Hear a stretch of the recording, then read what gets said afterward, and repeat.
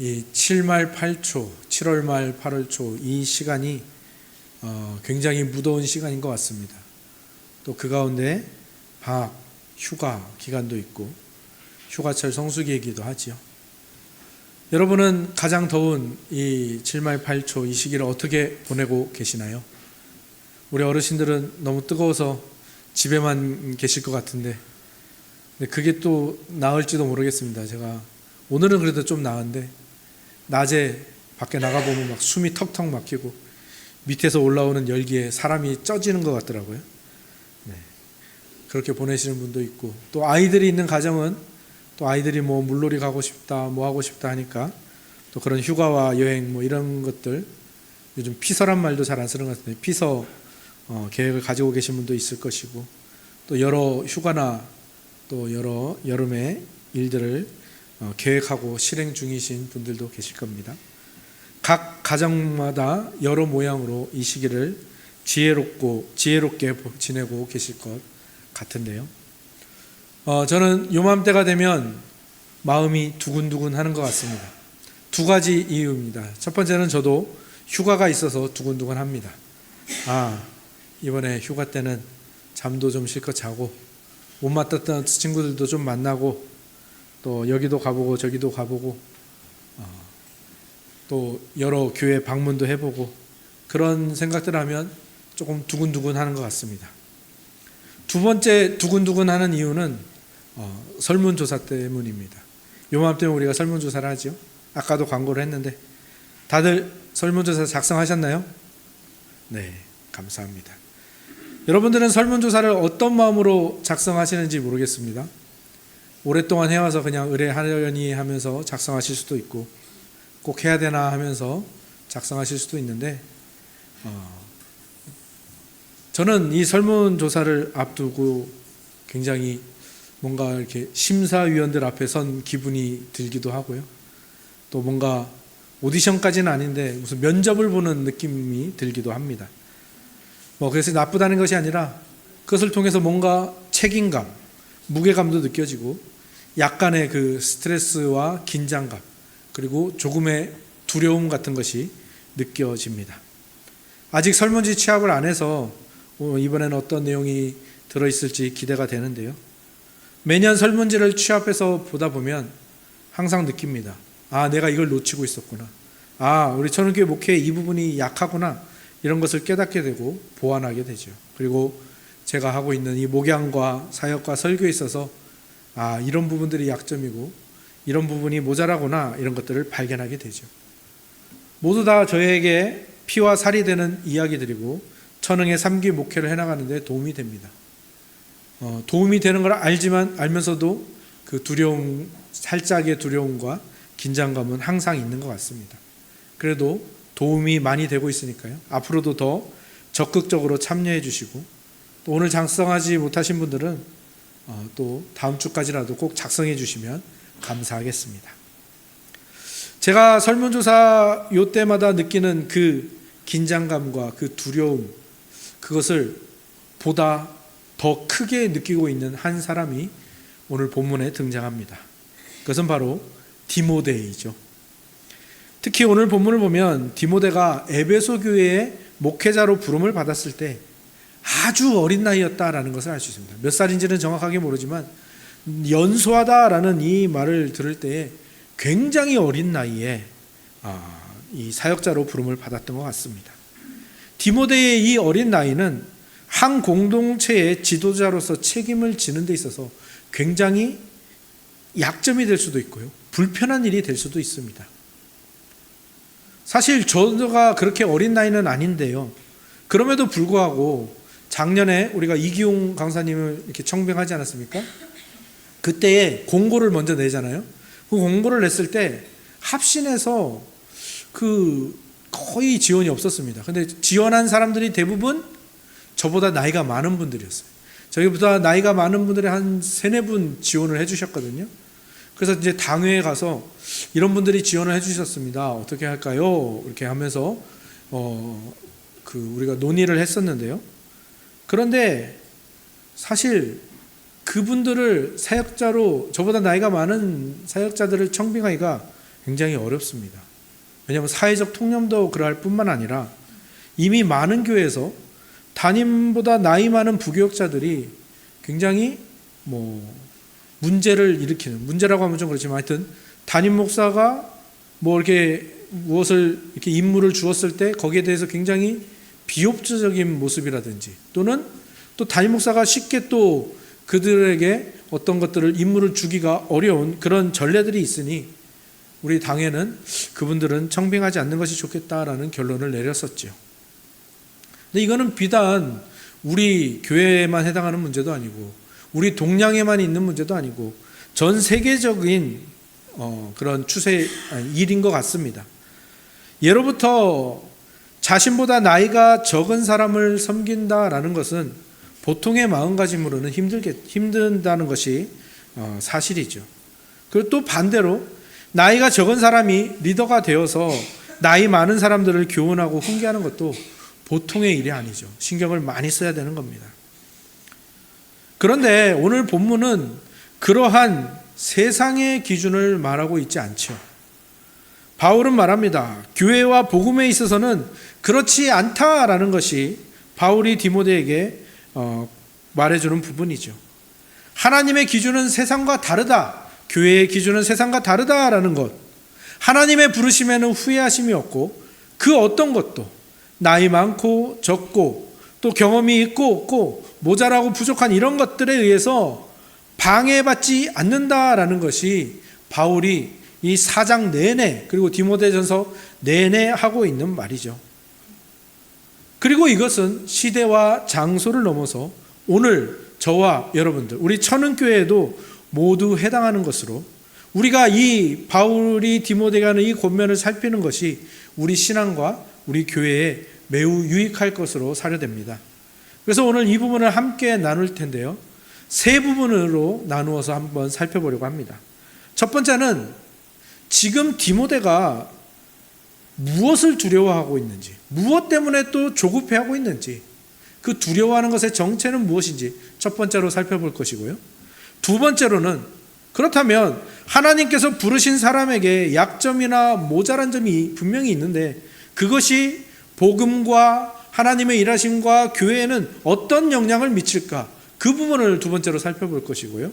세 번째로는 그러면 하나님의 부르심에 후회하심이 없고 하나님의 일하심이 그 어떤 것에도 방해받지 않는다면 그러면 내가 해야 될 거는 뭐지? 이거를 세 번째로 한번 살펴보려고 합니다. 이 순서대로 오늘 본문을 같이 나눠보려고 합니다.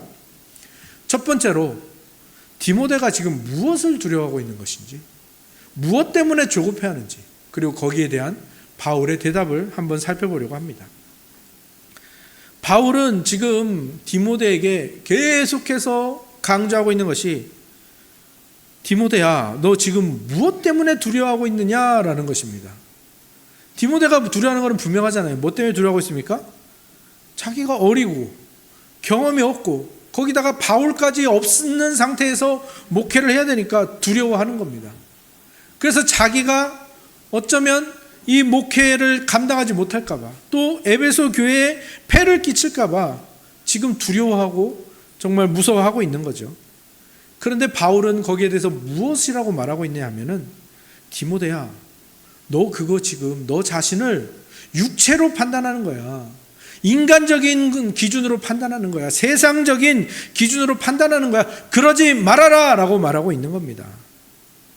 그리고 이 디모데 전서를 또 이 에베소 교회에서 또 함께 읽어서 이 에베소 교회 사람들아, 에베소 교회 교인들아, 너희들도 디모데를 육체로 판단하지 말아라 라고 말하고 있는 것입니다.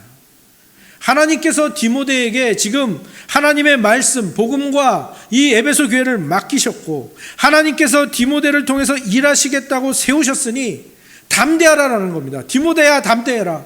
에베소 교회여 담대하십시오 라고 말하고 있는 겁니다. 그런데 바울이 이렇게 권면하는 것은 그냥 막 우겨내는 것도 아니고요. 그냥 아무런 근거 없이 이야기하는 것도 아닙니다. 사실은 바울이 먼저 그 상황에 있었죠. 디모데가 느끼는 두려움과 그 긴장감은 사도 바울이 먼저 느꼈을 것이고요. 근데 사도 바울이 그것을 어떻게 극복했느냐, 어떻게 전환했느냐, 이거를 우리가 봐야겠죠. 오늘 성경 낭송 때 읽은 고린도전서 2장을 다시 한번 생각해 보시기 바랍니다. 1절에서 5절을 제가 한번 읽어 드릴게요. 바울이 어떤 상황이 있었는지 한번 생각하면서 들어보시기 바랍니다.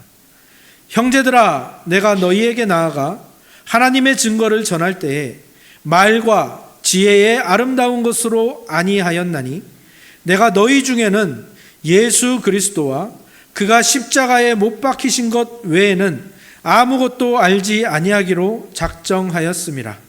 내가 너희 가운데 거할 때에 약하고 두려워하고 심히 떨었노라.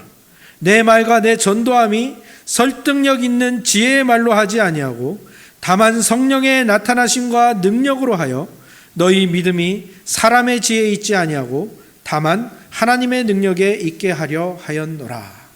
아멘. 사도 바울은요, 디모데보다 훨씬 더 안 좋은 형편에서 시작을 했습니다. 바울이 사도가 되었을 때, 그래서 복음을 전하고 교회를 세울 때 베드로는 두려워 떨 수밖에 없었죠. 왜 그렇죠? 바울이 원래 어떤 사람이었습니까? 네, 교회를 핍박하는 박해자였습니다. 예수 믿는 자들을 잡아 가두고 죽이던 핍박자였습니다. 그런 그가 사도가 된다는 것부터 두렵고 떨리는 일 아니겠습니까? 맞아 죽지 않을까? 이 사람들 중에서, 그 사도나 복음 전환자로 만나는 중에서 내 손에 죽은 자의 가족도 있고 친구도 있고 또 지인들도 있을 건데 두렵지 않겠습니까? 복음을 전할 때도 두렵지 않겠습니까? 복음을 핍박하던 자가 복음을 전하니까, 교회를 핍박하던 자가 교회를 세우고 있으니까 약하고 두려울 수밖에 없었겠죠. 근데 바울은요, 그 두려움의 단계를 넘어섭니다. 그리고 다른 것을 두려워합니다. 무엇을 두려워하냐면요, 바울은 분명히 압니다. 하나님이 자신을 세우신 것이, 사도로 세우신 것이, 복음을 전하는 자로 세우신 것이 자기가 똑똑하거나 유능하거나 특별해서 세우신 것이 아니라는 것을 압니다. 바울은 하나님의 일하심이 어떻게 이루어지는지를 자기 자신을 통해서 분명히 경험했기 때문이죠. 그래서 바울이 두려워하는 건 뭐냐면, 바울이 지금 전하고 있는 이 복음이 마치 바울이 만든 사상처럼 보일까 봐, 그리고 바울이 깨우친 것을 전하는 것으로 보일까 봐 그것을 두려워하고 있는 겁니다. 오직 예수 그리스도께서 바울에게 나타내신 그 하나님의 구원과 그 은혜가 담긴 복음을 전하도록 자신의 부르심을 받았다는 것을 아는데, 그것이 드러나지 않고 다른 것이 드러날까 봐, 다른 사람들이 자기 자신을 인간적으로 이해할까 봐, 바울이 전하는 것을 바울이 만들어낸 것으로 볼까 봐 두려워한다는 것입니다. 그러니까 바울이 두려워하는 건 뭡니까? 자기 자신이 복음을 전할 수 있을까 없을까, 교회를 세울 수 있을까 없을까, 사도를 잘 감당할까 말까, 이게 지금 두려운 게 아니라 무엇이 두려운 겁니까? 자기 때문에 하나님의 영광과 하나님의 일하심이 가려질까 봐, 방해받을까 봐, 그 복음이 전하는 거에 지장이 있을까 봐 그것을 두려워하는 겁니다. 디모데가 두려워해야 할 것도 바로 이것이라는 것을 지금 바울이 디모데에게 계속해서 전하는 겁니다. 바울이 디모데에게 하고 싶은 말은, 디모데야, 하나님이 왜 어린 디모데 너를 선택했을까? 왜 다른 나이 많은 사람도 있고 다른 그 에베소 교회에 정말 뼈가 거기서 굵은 사람들이 있는데 왜 그 사람이 아닌 어린 디모데 너를 선택했을까? 거기에 집중하지 말라는 겁니다. 디모데가 그것에 집중하는 것은, 디모데가 뭘 하는 겁니까? 세상적인 기준으로 자기를 증명하려고 하는 것이고요, 세상적인 것으로 이기려고 하는 겁니다. 문제를 해결하려고 하는 거죠. 그러다 보니까 조급함이 생기는 거죠. 그러면 문제가 생깁니다. 그러니까 바울이 말하는 거예요. 디모데야, 너의 조급함 때문에 하나님이 하실 일을 방해하지 말라는 겁니다. 물론 방해가 받지도 않지만 디모데가 거기에서 그렇게 쓸데없는 일을 하지 말라는 거죠. 근데 디모데만 그럽니까? 우리도 그렇죠. 우리도 하나님이 하고 계시는 일을 답답해하면서 조급해할 때가 많지 않습니까? 그렇지 않나요? 아, 나는 왜 안 변하지? 뿐만 아니라 왜 저 사람은 저렇게 오래 교회를 다녔는데, 저렇게 직분을 받은 지 오래됐는데 왜 저 사람은 안 변할까?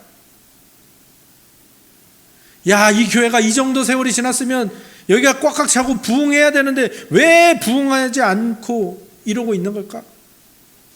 왜 우리 교회는 사랑과 배려가 부족한 걸까? 이런 것들은 다 뭡니까? 우리가 만들어낼 수 있는 게 아닙니다. 하나님이 일하시는 것입니다. 우리가 조작할 수 없는 겁니다. 그런데 우리는 거기에 자꾸 조급함을 느끼고 있다고요. 그게 지금 디모데가 저지르고 있는 실수죠. 그리고 그거를 인간적인 방법으로 어떻게든 하려고 하는, 목사가 그 실수를 굉장히 많이 합니다. 인간적인 방법으로 어떻게든 하려고, 어떻게든 부흥시키고 어떻게든 변하게 하려고 막 조급하게 할 때, 그때에 다른 복음이 침투하는 겁니다. 바로 그 틈을 노려서 마귀가 작전을 펼치는 거예요. 율법주의를 집어넣고 금욕주의를 집어넣고, 우리가 지난번에 배운 이야기들 아닙니까? 그때 실수가 일어나고요, 그때 마귀가 틈을 타는 겁니다. 디모데가 자신의 어린 나이와 경험 부족한 거 걱정할 수 있습니다. 당연히 걱정이 되죠. 하지만 그것으로 인해서 하나님의 일하심과 복음과 교회에 방해가 되지 않는다는 거죠. 오히려 디모데가 그것을 타파하기 위해서 인간적인 방법, 세상적인 기준을 교회로 가져올 때, 그때에 오히려 문제가 일어난다라는 겁니다. 하나님이 어떤 분이십니까? 핍박자를 복음 전하는 자로 세우시는 분이에요. 하나님은 지푸라기로도 하나님 나라를 만드실 수 있고, 지푸라기로 하나님의 복음을 전하실 수 있는 분이잖아요. 질그릇에 엄청난 보배를 담으실 수 있는 분이시잖아요. 우리가 그걸 자꾸 못 믿는 것 같아요. 우리는 지금 하나님의 몸으로 부름을 받았습니다. 예수 그리스도의 몸으로 부름을 받았다고요. 우리가 어떤 지체를 맡고 있는지 모르지만 여하튼 우리는 몸의 지체로, 예수 그리스도의 몸의 지체로 부름을 받았는데, 자꾸 걱정하고 조급해하는 건 뭡니까? 왜? 자기가 머리로 부름 받은 자 아는 거예요. 하나님의 두뇌로 부름을 받은 것처럼 그렇게 사는 거예요. 아니요, 우리는 하나님의 머리로 부름 받지 않았어요. 머리는 오직 예수 그리스도, 우리는 그의 몸. 우리가 이것을 잊어버리면 안 되는 겁니다. 거기에서 잘못된 두려움, 잘못된 조급함이 나오는 거죠. 그렇다면 여기서 우리가 두 번째로 살펴볼 그 문제가 제기되겠죠. 그러면 우리에게 있는 약점, 우리에게 있는 모자란 점, 이것들은 어떻게 합니까? 그게 복음과 하나님의 일하심에 그럼 어떤 영향을 준다는 겁니까?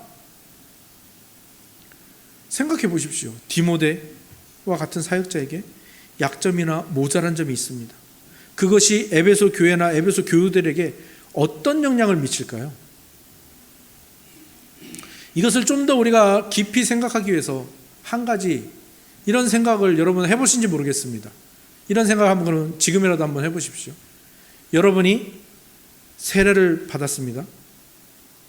서우 목사님께 세례 받으신 분 많은 것 같은데, 서우 목사님을 얘기하는 건 아닙니다. 그냥 상상을 해보시라는 거예요. 사실이 아니고 허구입니다. 상상. 여러분이 어떤 목사에게 세례를 받았어요. 상상을 해보세요. 그런데 이런 일이 일어난 거예요. 이 목사가 이단에 빠졌어요. 변절해가지고. 또는 이 목사가 범죄를 저질렀어요. 그래서 목사가 면직이 됐어요. 그러면 여러분이 그 목사에게 받은 그 세례는 어떻게 되는 거죠? 그 세례는 어떻게 됩니까? 무효가 됩니까? 다시 받아야 됩니까? 아니죠. 예수 그리스도의 이름으로 세례를 받은 것이기 때문에 다시 받지 않아도 됩니다. 세례가 무효가 되지 않아요. 그러면 천주교나 다른 이단교회에서 세례를 받았어요. 그거는 만약 그분이 우리 교회로 왔어요. 그러면 어떻게 될까요? 어떻게 됩니까? 세례를 다시 받아야 될까요? 아니요. 예수 그리스도의 이름으로 세례를 받았으면 우리 교단은 그것을 인정합니다. 세례의 효력이 집례하는 목사나 그 목사의 어떤 약점이나 모자람에 근거하지 않기 때문입니다. 세례는 오직 어디에 근거합니까? 이 세례를 제정하신 예수 그리스도, 예수 그리스도의 이름과 그 권위에만 근거하기 때문이죠. 우리의 죄를 위해서 죽으신 분은 그 목사가 아닙니다. 예수 그리스도죠. 이것을 기억하십시오. 지금 바울이 디모데에게 하는 이 권면이 바로 그런 기준에서 지금 말하고 있는 겁니다. 그래서 바울이 디모데에게 하는 이 권면이 우리 모두에게 아주 중요합니다. 우리의 신앙은요, 목사나 사역자 때문에 생겨나는 게 아닙니다. 하나님이 목사나 말씀 사역자를 사용하시는 그 하나님의 손에 달려 있는 겁니다. 목사나 사역자 때문에 그의 설교의 은혜를 받는 것이 아닙니다. 그건 설교자인 제가 제일 잘 알아요. 제가 정말 설교문을 작성하고 설교를 준비하면서 어떤 날은 그런 때가 될 수 있어요. 이거 보통 잡복이라고 하죠. 야, 오늘 설교 기깔난다. 기가 막힌다. 설교문도 잘 써지고, 야, 이렇게 전하면 정말 잘 전해지겠다. 기대를 하고 올라가는데요. 오히려 그랬을 때 그날 죽순 경험이 더 많습니다.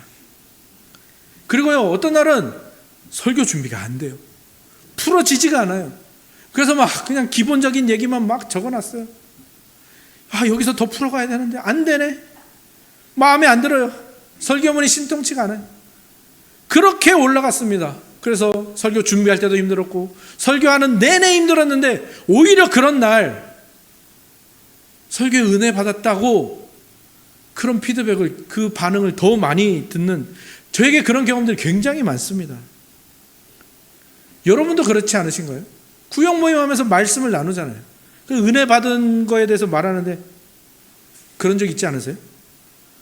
많은 사람들이 감동이나 도전을 받았다는데 나는 그 부분이 아닌데?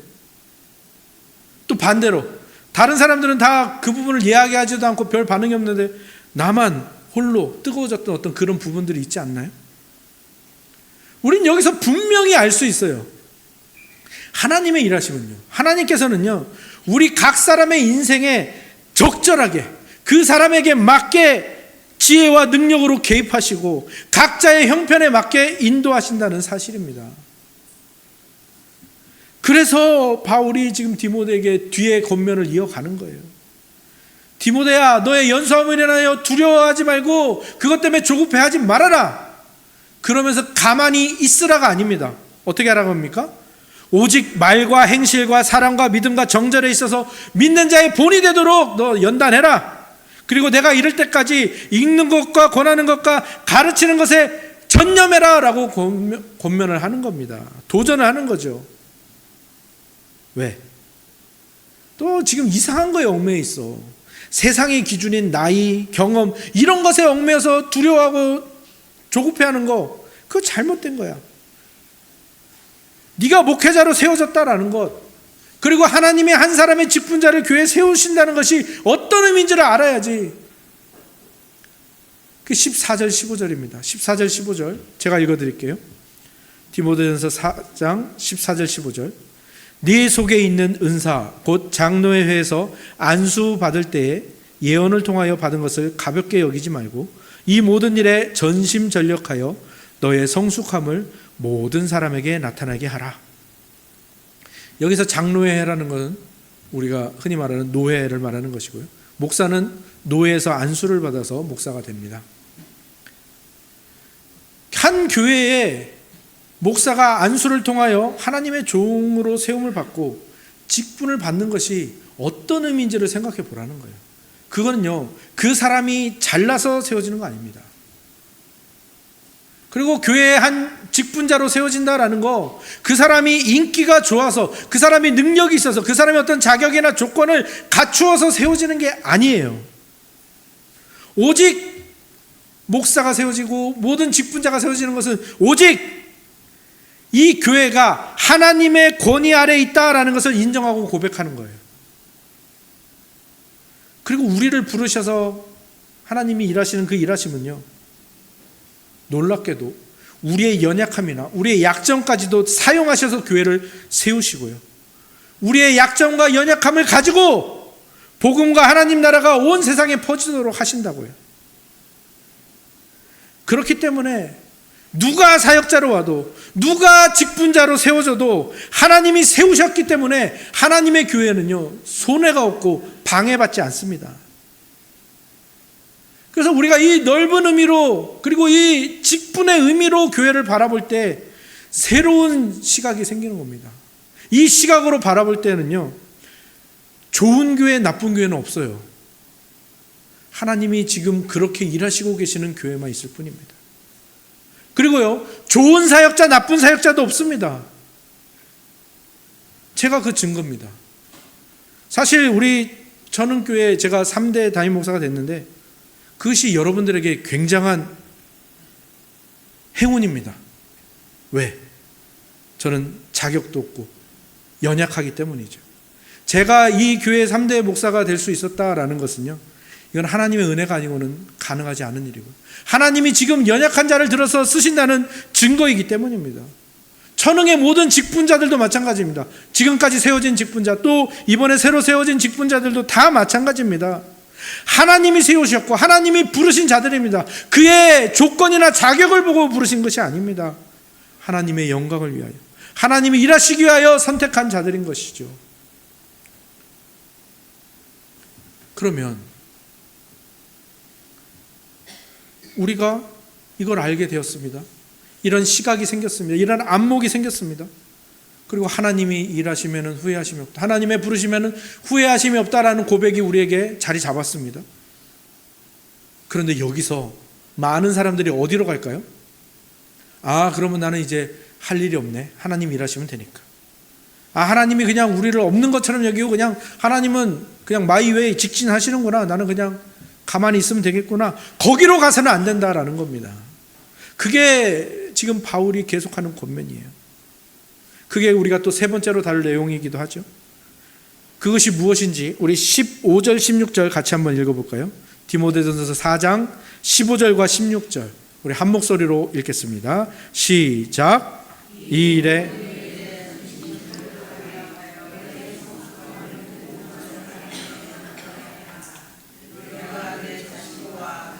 살펴 이 일을 계속하라.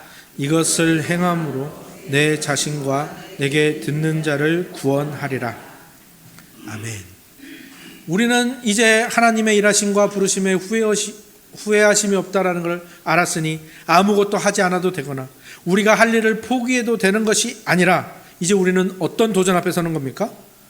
우리의 성숙함을 모든 사람에게 나타내게, 그리고 내 자신과 가르침을 살펴서 이 일을 계속하고 이걸 계속해서 행하는 일들이 필요하다고요. 우리는 이 도전 앞에 서는 겁니다. 지지난 시간에 나눈 말씀대로 하자면 경건의 연습, 연단을 끊임없이 하라는 겁니다. 우리를 부르시고 우리를 통해서 일하시는 그 하나님을 신뢰하니까 그 하나님을 신뢰하는 것이 이 성숙함을 쫓는 대로 나아가는 겁니다. 실천하는 대로 나아가는 거죠. 하나님께서 일하시도록 나를 내어드리고 동시에 그것이 100%고 동시에 내가 해야 할 경건의 연습을 100% 매진하는 겁니다. 하나님 100%, 나 100%. 근데 합쳐서 200%가 아니고 합쳐서 100%라는 거예요. 그게 성경의 면면이 흐르는 이야기들입니다. 여러분, 넌센스 질문인데요, 사람들이 제일 좋아하는 드라마가 뭐죠? 사람들이 제일 좋아하는 드라마가 뭡니까? 역전 드라마라고 합니다. 근데요, 우리가 하나님께 받은 이 성경에는요, 역전 드라마로 가득합니다. 제가 성경을 좋아하는 이유 중에 하나가 바로 거기에 있어요. 성경은 많은 경우에 우리의 일반적인 상식을 뛰어넘는 이야기를 계속 하거든요. 상식을 뛰어넘는다고? 그럼 비상식적인 거 아니야? 몰상식 아니야? 아니요. 하나님은 상식에 갇혀있는, 잘못된 상식에 갇혀있는 우리를 고치시는 겁니다. 그게 성경의 이야기입니다. 예를 들어 우리가 좋아하는 인물 중에서 아브라함 원래 어떤 사람이었죠? 우상을 만들어 팔던 사람이었단 말이에요.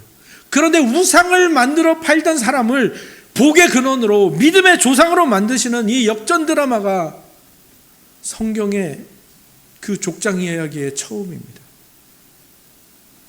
또 집에서 아들 취급도 못 받고 선지자가 아들을 데려오라 하는데 걔는 빼고 들에서 양이나 치라고 하고 다른 아들만 다 선지자께 데려가죠. 누구 이야기입니까? 다윗 이야기죠. 그래서 신학자들은요, 풀이하기를 다윗이 아무래도 첩의 아들이었던 것 같다. 또 그보다 더 심하게 생각하는 사람도 있는데, 아무튼 집에서 인정 못 받는, 가족의 수혜도 들지 못하는 그 버려진 한 사람, 하나님이 그 사람을 어떻게 사용하십니까? 이스라엘의 위대한 왕으로, 하나님 마음에 합한 자로 역전 드라마를 쓰신다고요. 마태복음 1장에 가보면 예수님의 족보가 나오죠. 거기에 여인들이 총 5명이 나오거든요. 근데 그 여인들 다 우리의 상상을 초월하는 여인들입니다. 우리의 상식을 깨부수는 여인들이죠. 다말, 시아버지와 관계에서 아이를 낳은 사람이에요.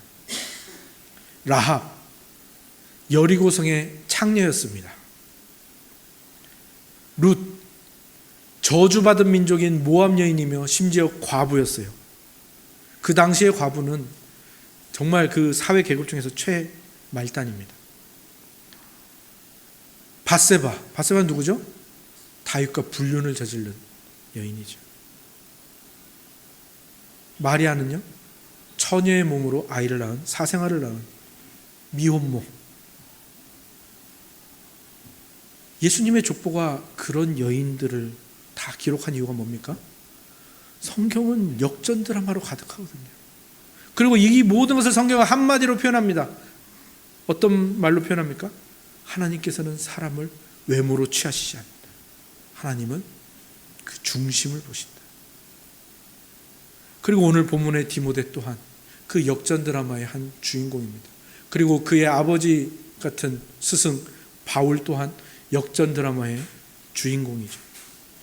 이 디모데는 나이가 어릴 때 뜻밖의 에베소 교회 목회를 감당하게 됩니다. 그리고 디모데는 이제 자기 아버지, 어머니 연배의 교인들을 목양해야 됩니다. 그리고 에베소 교우들은 이 자기보다 훨씬 어린 이 디모데의 목양을 순종함으로 받아야 합니다. 모두 다 상식에서 벗어난 일인데 하나님이 그것을 역전 드라마로 만드신다.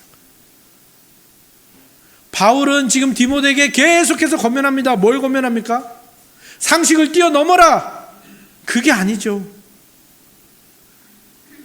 상식을 뛰어넘는 하나님의 일하심 앞에서 뭘 하라고 합니까? 그것을 위해서 여러 가지 상황과 여러 가지 성품과 신앙과 성경 연구와 말씀 전하는 것에서 모범이 되라고 합니다. 전념하라고 합니다. 복음을 가까이 하고 성경을 가까이 하고 계속해서 깊이 연구하고 살펴볼 것을 권면합니다. 왜?